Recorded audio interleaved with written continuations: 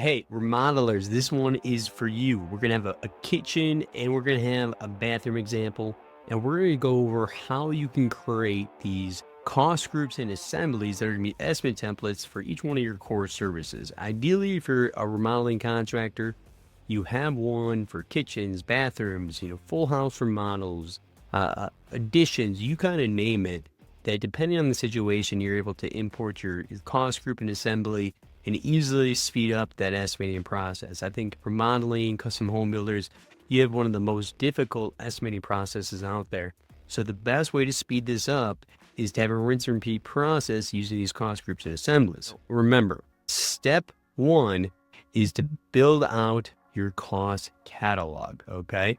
Once you're feeling good about your cost catalog, then you can actually go into a test job. So you can go to jobs, create yourself as a customer, and then create a job. And we like to put it as no value as the status. So it goes all the way to the right and it's not in the way of anything else. All right. So we're going into our kitchen remodel template. Remember, you're going to be in a test job and you're going to be creating it right there. So basically what we want to do here is we want to be thinking about all our cost groups that we need to be creating. And personally, I like to keep it in sequential order. So that way it kind of goes with the job schedule and the process that you guys operate your business and your projects on. So what I would do is I hit plus group, right? And then I would name it demolition, plumbing, HVAC, right? And I would think about all the different cost groups that I want in my assembly in my cost group or estimate template. Then I'm going to go one by one and I'm going to start to add in all of the line items that are needed for demolition, plumbing, HVAC, etc. Right?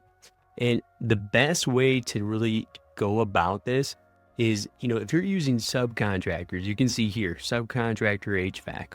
All right. We want this where if you guys can get a rate by square feet, right? So for this example, it's $10 a square feet. That's going to be really big because what you can do then is you can utilize the parameters. So basically when you're in your job budget, up here in the upper right, it's going to say parameters. And when you have these formulas put in, it's automatically going to pull up those parameters in the budget. So then I can just punch in the total square feet, and then that's going to calculate my rate. Now, of course, you can send the big request and do all these different things, but if I want to get an estimate that's going to be accurate and get it out quick, using those rates is going to be the best way to do so, okay? Now, when you're looking at this situation here, you can see everybody has a different process in terms of estimating. I call it the art of estimating. So it's really to get the methodology of the madness in your brain when you go into estimating into these cost groups. So you or anybody else that's on the team where you want to hire can utilize this system. Because you can kind of see here, if I compare it to this one that we're currently working on, it's going to be a little bit of a different setup, right? It's really all about the preference, right? But the key thing is if you can get those rates, that would be awesome, especially if you're using subcontractors. If you're doing hourly internal labor, then that's going to be easy because really all you have to do is just do an hourly rate there with the bird rate. All right. And you can see here, this is what I was talking about with the parameters. So now when I punch in these different values, you can see the ones that are linked up are the ones that are actually active or have these different, or they're being used in the formulas. All right. So you can see with the selections, here's a couple different options for the selections. So you can see usually with like some of the kitchens, we'll have the core in one cost group or assembly, and then we'll have the selections in another. Now for this example with this client, basically they do a lot of really high-end custom stuff. Like they'll go and they'll order tile from India, right?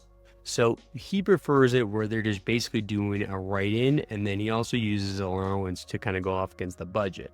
So for him, this was the best way to do it. Now, when you look at other scenarios, you can kind of see here. So for flooring tile, there's just so many options here, right? So this is an example of a selections one.